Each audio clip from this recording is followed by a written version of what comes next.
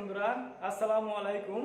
রানীগাঁও দাখিল মাদ্রাসার পক্ষ থেকে অনলাইন ক্লাসে তোমাদের জানাই স্বাগতম। আমি মোহাম্মদ মুরাদ হুসাইন, সহকারী শিক্ষক, রানীগাঁও দাখিল মাদ্রাসা। তোমাদের আজকের ক্লাস নেব আমি ইংরেজি দ্বিতীয় পত্র, ষষ্ঠ শ্রেণীর ইংরেজি দ্বিতীয় পত্র, গ্রামার। তো দেখো, আজকের বিষয় তোমাদের নেব একটি সহজ বিষয়। দেখো,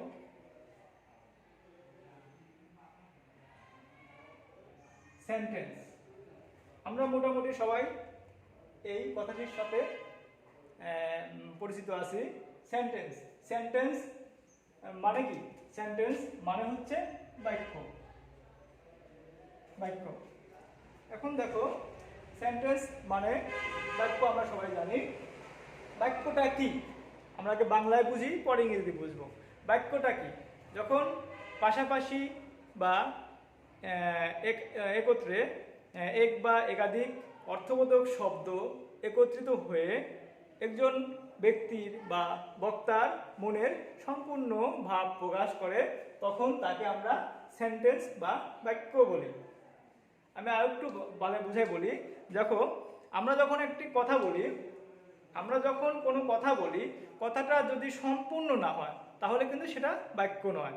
অর্থাৎ একটি কথা বলতে হবে, তার একটা অর্থ থাকতে হবে, যাতে সবাই বুঝতে পারে, আমার কথাটা বুঝতে পারে, তার একটা পূর্ণাঙ্গ একটা অর্থ আসে, তখন সেটা হবে বাক্য বা সেন্টেন্স। যেমন ধরো, আমি যদি বলি আমি ভাত বলার পরে রেখে দিলাম কথাটা, তাহলে কি এটা সম্পূর্ণ হয়েছে? তাহলে এটাকে বাক্য বলতে পারবো না। তখন বলতে হবে কি, আমি ভাত খাই। আমি ভাত খাই যখন বলবো, তখন তোমরা সবাই বুঝতে পারবে যে হ্যাঁ, স্যার বলছে আমি ভাত খাই, মানে একটা বাক্যটা সম্পূর্ণ হয়েছে। বাক্য বক্তার মনে ভাব সম্পূর্ণভাবে প্রকাশ করছে, তাহলে ওটাই হচ্ছে সেন্টেন্স বা বাক্য। যেমন দেখো,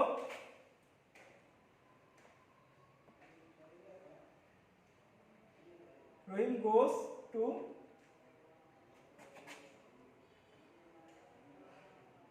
রহিম গোস টু স্কুল। এখানে দেখো, রহিম একটি শব্দ, ওয়ার্ড, গোস একটা ওয়ার্ড, টু একটা ওয়ার্ড, স্কুল একটা ওয়ার্ড, অনেকগুলো একত্রে একটি কি হয়েছে? একটি সেন্টেন্স হয়েছে। রহিম গোস টু স্কুল, রহিম স্কুলে যায়। আচ্ছা, রহিম স্কুলে যায়, কথাটা কি সম্পূর্ণ হয়েছে? অবশ্যই হয়েছে, তাই না? আমি যদি বলতাম যে শুধু বাংলা, দেখো এর অর্থ হচ্ছে রহিম স্কুলে যায়। রহিম স্কুলে যায়, কথাটা কিন্তু সম্পূর্ণ, অর্থাৎ এটা একটি সেন্টেন্স, এটা একটা সেন্টেন্স বা বাক্য। রহিম স্কুলে যায়। আমি যদি বলতাম যা রহিম স্কুলে, বাক্যটা হয়েছে? বাক্যটা কিন্তু হয়নি। রহিম স্কুলে বলতে আমরা কি বুঝি? রহিম স্কুলে মানে ওই কিছুই না, কোনো অর্থই আসে না এখানে। অর্থাৎ রহিম স্কুলে যায় যখন লিখবো আমরা, এখন যখন যায় কথাটি লিখবো, তখন কিন্তু এই বাক্যটা একটা অর্থ পাবে, পূর্ণাঙ্গতা পাবে, তাছাড়া কিন্তু সম্ভব না। অর্থাৎ রহিম স্কুলে যায়, এই কথাটা হচ্ছে একটি বাক্য। আচ্ছা দেখো, এখন আমরা আসি সেন্টেন্স বা বাক্য। এই বাক্যের অংশ কয়টি? একটি বাক্যের অংশ আছে, আমরা জানি বাক্যের অংশ।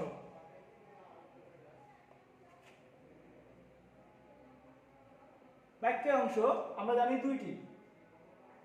একটি কি? একটি হচ্ছে সাবজেক্ট,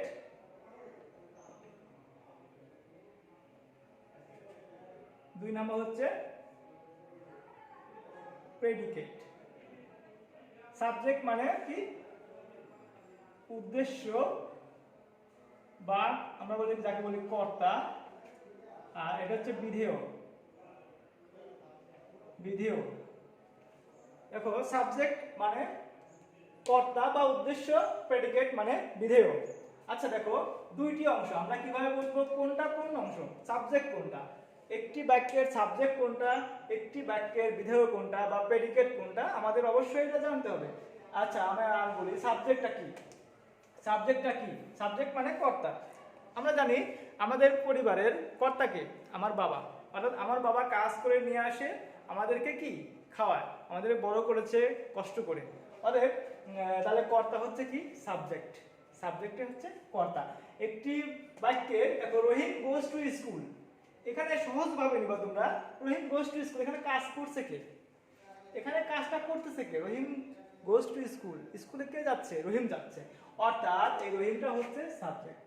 বাক্যকে কে বা কারা দ্বারা প্রশ্ন করলে, কে বা কাহারা দ্বারা প্রশ্ন করলে যে উত্তর পাওয়া যায় সেটা হচ্ছে সাবজেক্ট, সেটা হচ্ছে সাবজেক্ট। তাহলে এখানে কি রহিমটা হচ্ছে কি সাবজেক্ট, এখানে হচ্ছে রহিমটা সাবজেক্ট। আর goes to school, goes to school এটা হচ্ছে প্রেডিকেট, অর্থাৎ কর্তা যা করে, কর্তা কি করে, কি দ্বারা প্রশ্ন করলে যে উত্তর পাওয়া যায় তাকে বলা হয় প্রেডিকেট। ঠিক আছে, বুঝতে পারছি আমি বিষয়টা?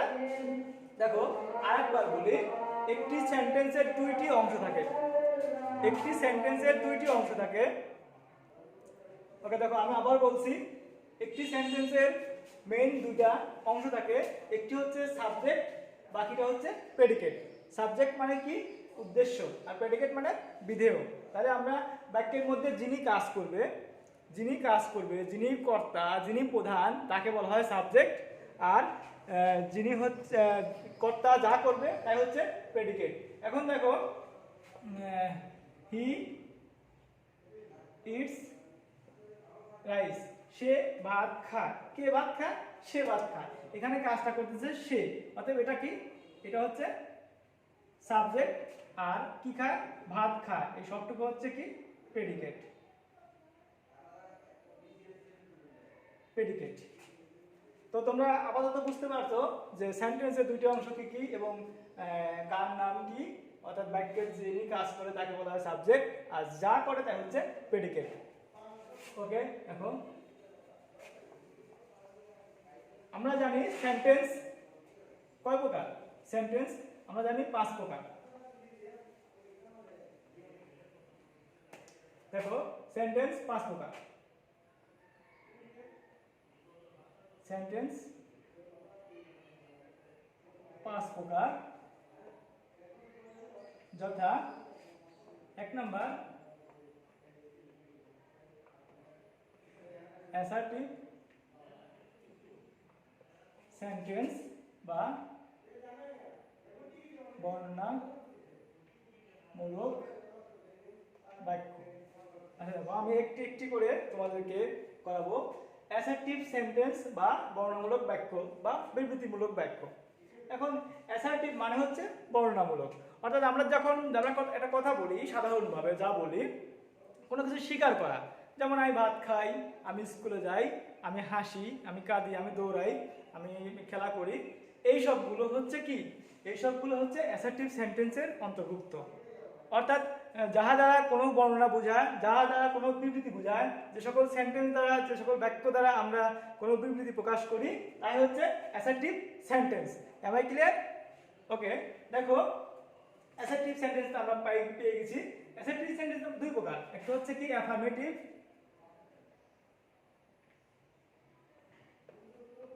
অ্যাফার্মেটিভ মানে হা বোধক, হা বোধক,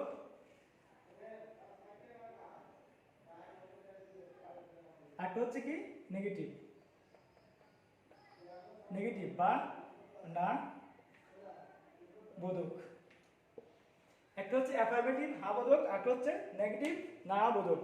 আমরা জানি আমরা যে সকল কথা বলি সাধারণত দুই ভাবে বলি, একটা বলি হা, একটা বলি না, অর্থাৎ একটা স্বীকার করি, একটা স্বীকার করি না। আমরা যে সকল কথাগুলো স্বীকার করি সেগুলো হচ্ছে অ্যাফার্মেটিভ বা হা বোধক, আর যেগুলো স্বীকার করি না সেগুলো হচ্ছে নেগেটিভ না বোধক।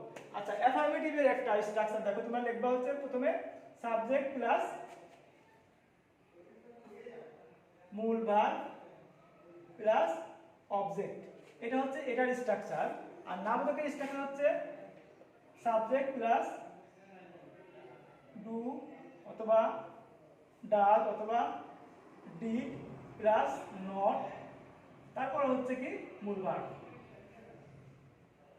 মূল ভার্ব। দেখো আমরা দুটো লিখছি, অ্যাফার্মেটিভ হা বোধক সাবজেক্ট প্লাস মূল ভার্ব প্লাস অবজেক্ট লিখছি, আর নেগেটিভ না বোধক সাবজেক্ট প্লাস ডু বা ডাজ অথবা ডিড, তারপরে নট বসাতে হবে প্লাস মূল ভার্ব। অর্থাৎ দেখো মিতু বই পড়ে, আচ্ছা মিতু বই পড়ে কথাটা কি নেগেটিভ না পজিটিভ? অবশ্যই অ্যাফার্মেটিভ বা পজিটিভ, তাই না? মিতু বই পড়ে স্বীকার করা হয়েছে, তাহলে কি লিখব কি আমরা যে মিতু রিডস বুক। মিতু বই পড়ে, মিতু রিডস বুক, মিতু বই পড়ে। এটাকে আমরা যখন নেগেটিভ করব তখন কি আসবে? মিতু বই পড়ে না, মিতু বই পড়ে না। তাহলে কি হবে? আমি স্ট্রাকচার দেখো কি লিখছি, মিতু ডাজ নট রিড বুক। এখানে একটু চেঞ্জ হয়েছে দেখো, মিতু ডাজ নট কেন আনলাম? মিতু ডাজ নট কেন আনলাম? যেহেতু মিতু থার্ড পারসন এবং সিঙ্গুলার নাম্বার, এই জন্য মিতুর পরে ইএস ভার্বের পরে এস বা ইএস যুক্ত হয়, এই জন্য ডাজ নিয়ে আসছি, তারপর নট, তারপর রিড বুক। এই রিড এর ভার্ব কিন্তু প্রথম ভার্বের সঙ্গে এস যুক্ত হয়, দ্বিতীয় ভার্বে এস যুক্ত হয়নি। বুঝতে পারছো কিনা দেখো, এটা হচ্ছে মিতু বই পড়ে পজিটিভ কথা, অ্যাফার্মেটিভ সেন্টেন্স, অ্যাসার্টিভ সেন্টেন্সের অ্যাফার্মেটিভ ফর্ম। আর মিতু বই পড়ে না এটা নেগেটিভ ফর্ম, অ্যাসার্টিভ সেন্টেন্সের নেগেটিভ ফর্ম।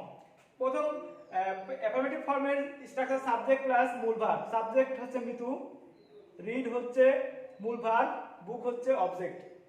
তাহলে কি বুঝলাম আমরা? হ্যাঁ বোধকে কখনো নট বসে না। আর দেখো নেগেটিভে কি বলছি, মিতু বই পড়ে না, এখানে নেগেটিভ কথা। তাহলে কি মিতু ডাজ নট রিড বুক, অর্থাৎ এখানে ডাজ বসেছি এই জন্য যে মিতু থার্ড পারসন এবং সিঙ্গুলার নাম্বার, এই জন্য আমরা কি বলেছি এস বা এস যুক্ত করেছি। তাহলে মিতু ডাজ নট রিড বুক, মিতু বই পড়ে না। ওকে, আশা করি তোমরা বুঝতে পারছো।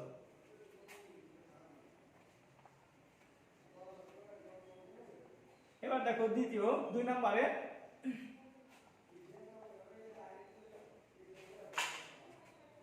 তোমাদের আছে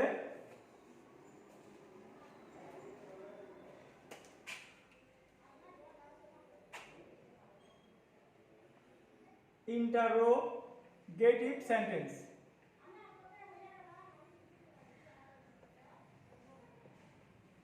ইন্টারোগেটিভ সেন্টেন্স মানে প্রশ্নবোধক বাক্য।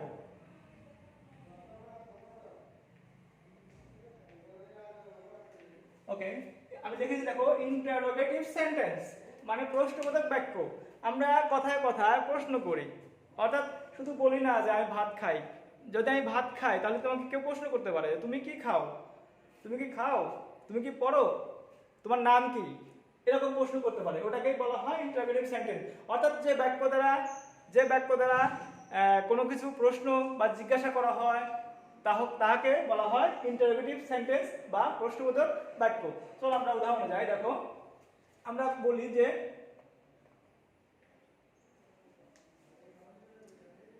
যে what is your name, what is your name, তোমার নাম কি, এটা কিন্তু একটা প্রশ্ন। তাহলে কি যখন আমরা প্রশ্ন করব তখন আমরা প্রশ্নবোধক চিহ্ন দেব এখানে, ঠিক আছে? প্রশ্নবোধক চিহ্ন না দিলে কিন্তু প্রশ্ন করা হয় না, ওই বাক্যটা প্রশ্নবোধক হবে না। তাহলে যে সকল সেন্টেন্স দ্বারা কোনো কিছু জিজ্ঞাসা করা হয়, জানতে চাওয়া হয়, প্রশ্ন করা হয়, তাহাকে বলা হয় ইন্টারোগেটিভ সেন্টেন্স। তাহলে হোয়াট ইজ ইয়োর নেম, তোমার নাম কি, এটা একটি ইন্টারোগেটিভ সেন্টেন্সের অন্তর্ভুক্ত। আশা করি তোমরা সবাই বুঝতে পারছো। আমরা শুধু মনে রাখবো যে কোনো প্রশ্ন করা হলে তাকে বলা হবে ইন্টারোগেটিভ সেন্টেন্স। ইন্টারোগেটিভ সেন্টেন্সের স্ট্রাকচার প্রথমে WH থাকলে WH কোশ্চেন থাকলে WH কোশ্চেন দিতে হবে, না হলে বিভাগ দিয়ে প্রশ্ন করতে হবে। যেমন দেখো বিভাগ দিয়ে কিভাবে করে, are you a student, are you a student, তুমি কি একজন ছাত্র, এটা কিন্তু বিভাগ দিয়ে প্রশ্ন করছি। আর এটাকে বলা হয় WH কোশ্চেন, অর্থাৎ W এবং H যুক্ত যে সকল ওয়ার্ড তৈরি করা হয় প্রশ্ন করার জন্য তাহাকে বলা হয় WH কোশ্চেন, এটাকে বলা হয় WH কোশ্চেন। এভাবে প্রশ্ন করা যায় বা বিভাগ দিয়েও প্রশ্ন করা হয়। অর্থাৎ যে সকল বাক্যে বিভাগ থাকে সে সকল বাক্যকে প্রশ্ন করতে গেলে বিভাগ দিয়ে উত্তর দিতে হয় এবং এর উত্তরে ইয়েস অথবা নো দিয়ে শুরু করতে হয়। এর উত্তর আসবে ইয়েস অথবা নো, ইয়েস অথবা নো হলেই এর উত্তর দেওয়া সম্ভব। আমরা যখন পরীক্ষায় প্রশ্ন আসে তখন তোমরা লক্ষ্য করছো এরকম কিছু প্রশ্ন আসে যে প্রথমে বিভাগ অর্থাৎ ডু ডাজ ডিড অথবা am is are was were shall will have would could might এরকম কিছু প্রথমেই থাকে, এরকম কিছু প্রথমে থাকে। প্রথমে যখন থাকবে তখন তোমরা বুঝে নেবা এর উত্তর ইয়েস অর নো হবে, ইয়েস অথবা নো হবে, অবশ্যই তোমরা এটা মনে রাখবা। আর যখন ডাব্লিউএস কোশ্চেন দিয়ে করা হবে তখন তোমরা বুঝবা যে হোয়াট মানে কি, হু মানে কে, হুইচ মানে কে বা কারা, হোয়ার মানে কোথায়, হোয়েন মানে কখন, এগুলো তোমাদের শিখতে হবে। শিখলে তোমরা কি করতে পারবা, উত্তর দিতে পারবা, তাছাড়া উত্তর দিতে পারবে না। তো তোমরা শুধু এটা মনে রাখবা যে বিভাগ দ্বারা প্রশ্ন করলে ইয়েস অর নো দিয়ে উত্তর দিতে হয়। তাহলে ইন্টারোগেটিভ সেন্টেন্স তোমরা মোটামুটি বুঝছো যে যখন সেন্টেন্স দ্বারা কোনো কিছু প্রশ্ন করা হয়, কোনো কিছু জিজ্ঞাসা করা হয় তখন তাহাকে ইন্টারোগেটিভ সেন্টেন্স বলে।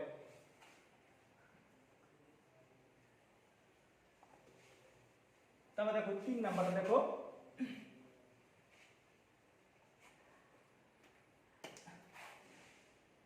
তিন নাম্বার আছে ইম্পারেটিভ সেন্টেন্স।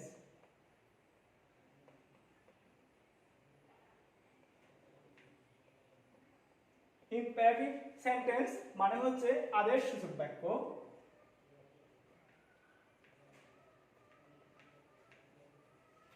আদেশসূচক বাক্য অর্থাৎ ইম্পারেটিভ সেন্টেন্স এমন একটি বাক্য যাহা দ্বারা কাউকে কোনো আদেশ করা হয়, নির্দেশ করা হয়, এরকম সেন্টেন্স। তাহলে আমরা এই যে সকল সেন্টেন্স বুঝবো যে কোনো কিছু আদেশ করতেছে তাকে আমরা ইম্পারেটিভ সেন্টেন্স ভাববো। আর ইম্পারেটিভ সেন্টেন্সের বৈশিষ্ট্য হচ্ছে, খুব ভালোভাবে মনে রাখবা যে ইম্পারেটিভ সেন্টেন্সের বৈশিষ্ট্য হচ্ছে প্রথমেই ভার্ব থাকবে, প্রথমেই ভাব থাকবে, অর্থাৎ কাউকে আদেশ করতে গেলে প্রথমে ভাবটা ইউজ করতে হবে। যেমন তোমাকে যদি কেউ বলে যাও, যাও, বা বলতে পারে যে খাও, বা বলতে পারে যে আসো, বলতে পারে যে কাজটি করো, কাজটি করো, তখন দেখো এটাই কিন্তু আদেশ করা বোঝায়, আদেশ করা বোঝায়। বা দৌড়াও, বা দৌড়াও, দেখো দৌড়াও, এগুলো হচ্ছে আদেশসূচক বাক্য, আমরা যাকে বলি আদেশ করা হয়, যে কাজটি করো, অঙ্কটি করো, খাও, যাও, হাঁটো।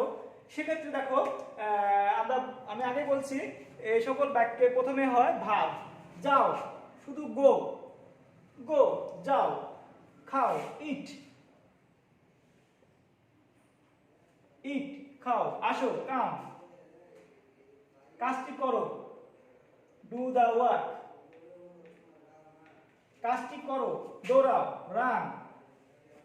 দেখো আমি কি কি লিখেছি, ইম্পারেটিভ সেন্টেন্স মানে ইম্পেরা, মনে রাখবা প্যারা, প্যারা মানে কাউকে তাড়না করা, কাউকে কোথাও করতে বাধ্য করা, আদেশ করা। তাহলে আমরা কি বলি, যাও, খাও, আসো, কাজটি করো, দৌড়াও, এইভাবে।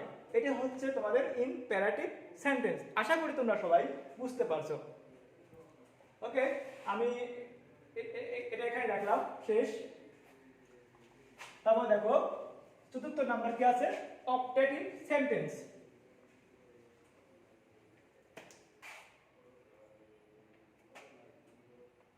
অপটেটিভ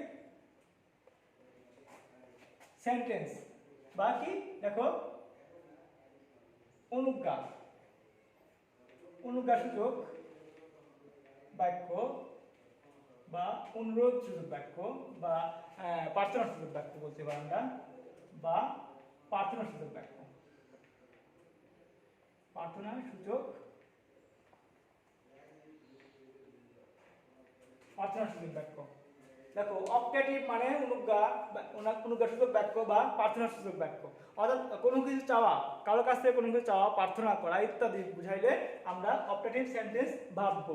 ঠিক আছে, যেমন ধরো কিরকম, এখন আমার খুব টাকার প্রয়োজন, এখন তো আমি কাউকে আদেশ করতে পারছি না যে আমাকে টাকা দাও, তা না, আমার যদি টাকা লাগবে প্লিজ দয়া করে দিন, ওইটা হচ্ছে অপটেটিভ সেন্টেন্স।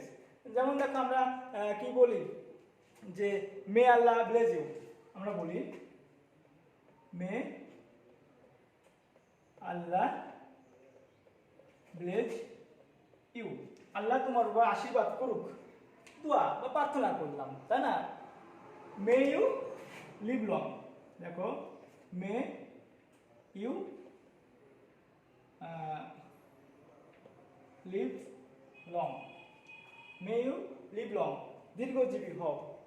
এভাবে আমরা আশীর্বাদ বা কারো প্রার্থনা করার ক্ষেত্রে আমরা এগুলো ব্যবহার করে থাকি। ঠিক আছে, ওকে, আশা করি তোমরা বুঝতে পারছো। অ্যাট লাস্ট তোমাদের 5 নাম্বার সেন্টেন্সের নাম হচ্ছে exclamatory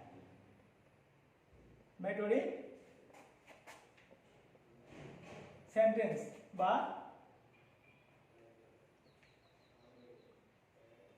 আশ্চর্যসূচক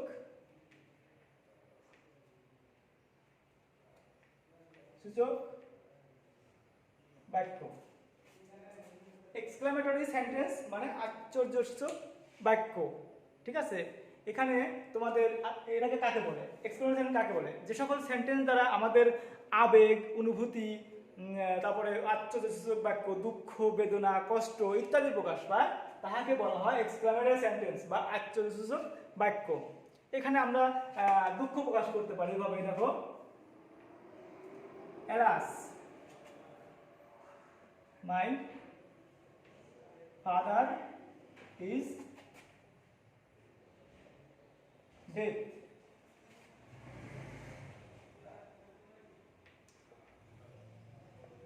My father is dead. Alas, my father is dead. হায়, আমার বাবা মারা গেছে। আবার বলতে পারি আমরা যে alas,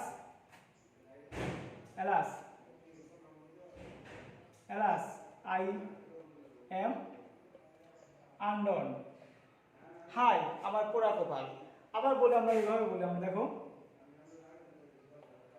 hurray, we won the game. Hurray, we won the game, আমরা জিতেছি। অর্থাৎ এখানে দেখো আবেগ, অনুভূতি, দুঃখ, হাসি, কান্না সবগুলোই আছে।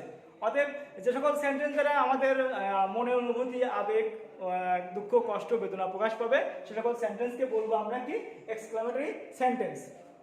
তো বন্ধুরা, তোমরা সবাই, আশা করছি আমার ক্লাসটা তোমাদের ভালো লাগছে। যদি ভালো লাগে তাহলে তোমরা অবশ্যই পরবর্তী ক্লাসগুলো দেখবে এবং এই ক্লাসটা অবশ্যই তোমরা বাসায় বারে বারে প্র্যাকটিস করবা, না হলে আমার সঙ্গে যোগাযোগ করবা। এখন তোমাদের যেভাবে আমাদের সঙ্গে যোগাযোগ করবা, আমরা চেষ্টা করব তোমাদের সমস্যার সমাধান করতে। আজকে এই পর্যন্তই থাকবে। তোমাদের পরবর্তী এটা আমি তোমাদের ভার্চুয়ালি তোমাদের পরীক্ষা নেওয়ার ব্যবস্থা করব আশা করি সে পর্যন্ত তোমরা ভালো থাকবে। খোদা হাফেজ।